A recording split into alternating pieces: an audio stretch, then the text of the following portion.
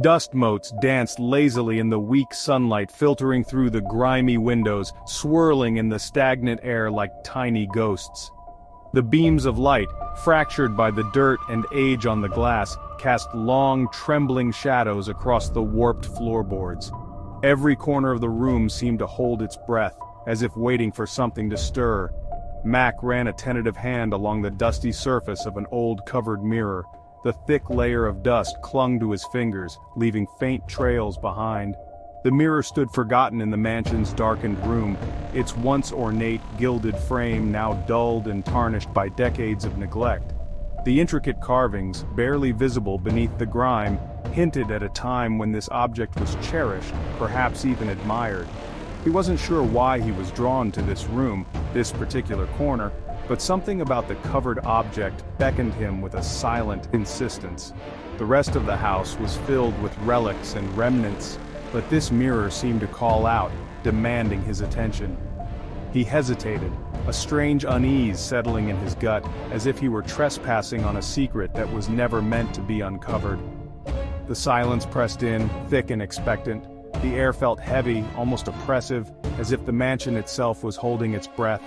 Stagnant and unmoving, it carried the faint scent of old wood, mildew, and something else, something metallic and sharp. The mansion, his inheritance, was a labyrinth of shadows and whispers, each hallway twisting into darkness, each room echoing with the memories of those who had come before. It was a place where time seemed to stand still, and every step Mac took felt like an intrusion. He'd only just begun to explore its cavernous rooms, each one echoing with a forgotten history. The faded wallpaper, peeling at the edges, told stories of laughter and sorrow, of lives lived and lost within these walls. The silence was broken only by the creak of the floorboards beneath his feet and the distant, almost imperceptible sighs of the house settling. Every doorway he passed seemed to watch him, every shadow seemed to shift in the corner of his eye. With a slow, deliberate pull, Mac removed the dust sheet. The fabric, heavy with years of neglect, slipped away from the mirror's frame and fell to the floor in a muted cloud of dust. The act felt ceremonial, as if he were unveiling something sacred, or perhaps something cursed. The mirror's surface, hidden for so long, was finally exposed to the dim light of the room. The glass was dark, almost black in places, marred by what looked like ancient scorch marks and deep, jagged cracks. It wasn't a reflection that stared back at him, but a void. An emptiness that seemed to swallow the light and give nothing in return. The surface was warped and uneven, distorting his features into something unrecognizable. It felt less like a mirror and more like a window into another world, one where shadows reigned and memories were trapped. A faint chill snaked down his spine, prickling the hairs on the back of his neck. He leaned closer, curiosity warring with dread, his breath fogging the glass momentarily. For a split second he thought he saw movement within the darkness, a flicker, a suggestion of eyes watching from the other side. But when the fog cleared, there was only his own pale, uncertain face, barely visible in the gloom. There was something deeply unnerving about the mirror, something that went far beyond its age and neglect. It felt wrong, fundamentally out of place, as if it were watching him with a silent, patient hunger. The room seemed to grow colder, the shadows deeper, as Max stared into the void. He couldn't shake the feeling that the mirror was not just reflecting the room, but absorbing it, memorizing every detail, every secret. And in that moment, he wondered if the mansion's gaze was not his own, but the mirror's, watching and waiting for someone to finally see what lay within. Mac's fingers traced the ornate details of the gold frame, feeling every intricate swirl and delicate curve beneath his fingertips. The craftsmanship was exquisite, each groove and embellishment telling a silent story of a bygone era. He let his hand linger almost reverently, as if the mirror itself might whisper its secrets if he listened closely enough. The gold leaf was faded in places, but the frame still gleamed with a quiet, dignified luster, hinting at the many years it had watched over this room. It was cold beneath his touch, unnaturally so, far colder than the air in the room. The chill seemed to seep into his skin, sending a shiver up his arm. As he pressed his palm gently against the glass, A low hum seemed to emanate from the mirror's surface, barely audible but ever present, like the distant drone of bees or the faint vibration of a tuning fork. The sound was subtle, almost imagined, yet it resonated deep within his chest, making his heart beat a little faster. He wondered if it was just his imagination, or if the mirror truly held something alive within its depths. He leaned closer, peering into the dark, moody glass. His own reflection stared back at him, but it was warped and shadowy, as if the mirror were a pool of black water disturbed by an unseen current. The room behind him seemed to fade away, replaced by swirling shadows and shifting shapes. He blinked, startled, his breath fogging the glass for a moment. For a heartbeat, he felt as though he was looking not at himself, but at a stranger, a version of himself twisted by the mirror's ancient secrets. Suddenly, for a fleeting moment, the reflection shifted. It wasn't his own image he saw, but a vivid, almost cinematic scene, a porcelain vase, delicate and beautiful, flying through the air in slow motion. It smashed violently against a wall, the sound echoing in his ears, even though the room around him was silent. Shards of porcelain scattered across the floor, glinting like tiny stars in the dim light. The vision was so real, so immediate, that Mac instinctively flinched, his heart racing as if he'd witnessed the destruction firsthand. The vision vanished as quickly as it had appeared, leaving Mac staring at his own bewildered expression in the dim mirror. He shook his head, trying to dispel the lingering image. Surely it was just a trick of the light, a product of his tired mind and the room's shifting shadows. Yet the memory of the shattering vase clung to him, vivid and unsettling. He glanced around, half expecting to see broken porcelain at his feet, but the room was unchanged, quiet, undisturbed, as if nothing had happened at all. Yet, a seed of unease had been planted deep within him. He found himself drawn back to the mirror again and again, unable to resist its silent call. Each time he passed through the room, his eyes were pulled toward the gilded frame, his footsteps slowing as he approached. There was a morbid curiosity growing inside him, a need to understand what he had seen, to discover whether the mirror truly held some hidden power, or if his mind was simply playing tricks on him. The air around the mirror seemed heavier now, charged with a strange energy that made the hairs on his arms stand on end. Later that day, as dusk settled over the house and shadows lengthened in the hallway, Mac walked with a tense expression, his mind still preoccupied with the strange mirror and the vision it had shown him. Every creak of the floorboards, every whisper of wind against the windows seemed amplified, as if the house itself was holding its breath. As he passed the living room, a sudden loud crash shattered the silence, echoing through the halls like a thunderclap. He froze, heart pounding, the memory of the vision flashing through his mind. He rushed in, adrenaline surging, desperate to find the source of the noise. There, lying shattered on the floor in a scatter of gleaming shards, was his favorite vase, the very one he had seen destroyed in the mirror's vision. For a long moment Mac stood frozen, stunned by the impossible coincidence. The room was silent except for the sound of his own ragged breathing.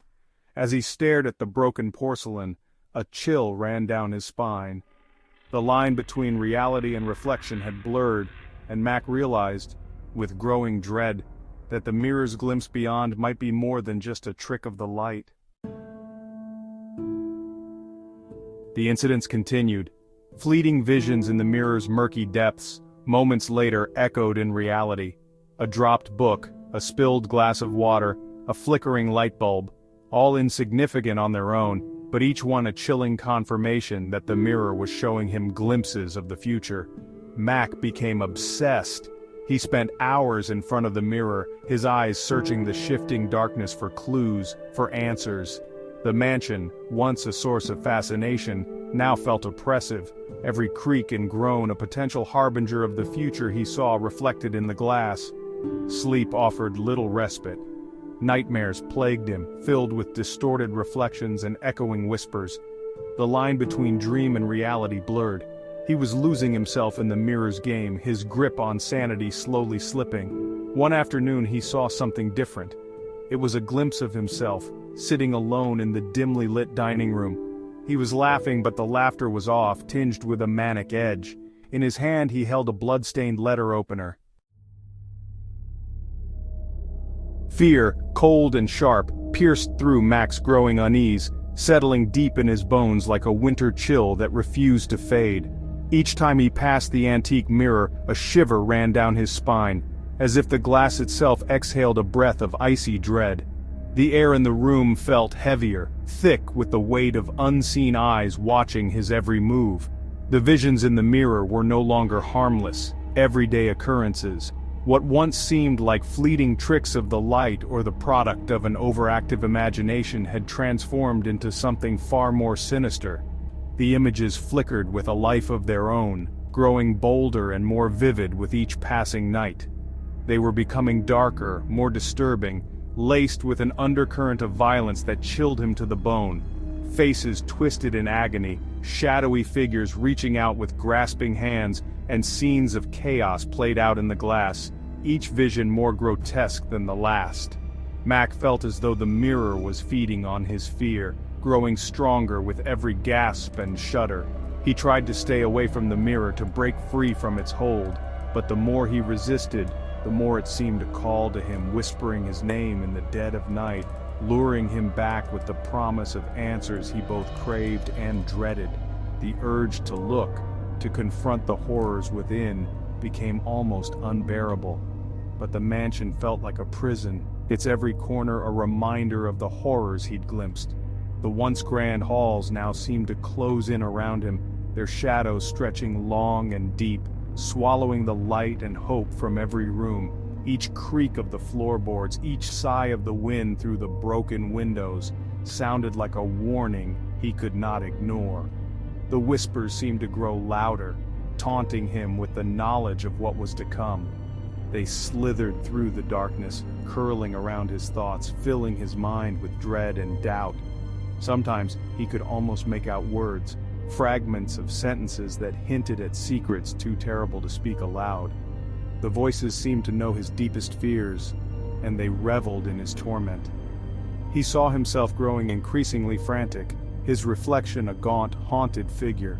Dark circles ringed his eyes, and his skin had taken on a pallor that made him look like a ghost haunting his own life. The man in the mirror was a stranger, someone hollowed out by terror and sleepless nights, someone teetering on the edge of madness. He saw shadows lurking at the edge of his vision, their forms indistinct but undeniably menacing. They moved with a predatory grace, always just out of reach, always watching. Sometimes he caught glimpses of them in the corners of his eyes, flickers of movement that vanished when he turned to look. The boundaries between reality and nightmare blurred, leaving him uncertain of what was real. And always, the ever-present ticking of the grandfather clock in the hall served as a constant reminder of time's relentless march towards the future he dreaded. Each tick echoed through the empty mansion, a heartbeat counting down to some inevitable, unspeakable event. The sound burrowed into his mind, a metronome of anxiety that kept him on edge, unable to rest. Sleep became a distant memory. Every night, Mac lay awake, his mind racing with images of what he had seen and what might still be lurking in the darkness.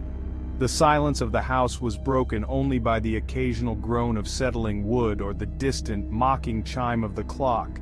He felt utterly alone, trapped in a waking nightmare from which there was no escape.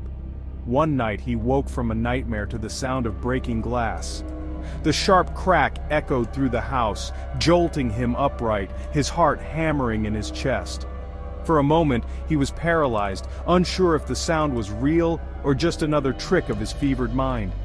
He lay in the darkness, his heart pounding against his ribs, listening to the echoes fade into an unsettling silence.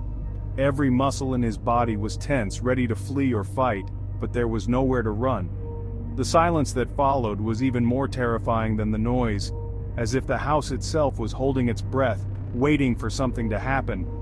Gathering his courage, Mac crept from his bed, each step heavy with dread. The hallway stretched before him, bathed in ghostly moonlight, every shadow a potential threat. He moved toward the source of the sound, his breath shallow, his hands trembling uncontrollably. He knew with a certainty that chilled him to his core that whatever he had seen in the mirror had just come to pass. The line between vision and reality had finally shattered, and Mac understood that the horrors he had glimpsed were no longer confined to the glass. They had crossed over, and now, there was no turning back.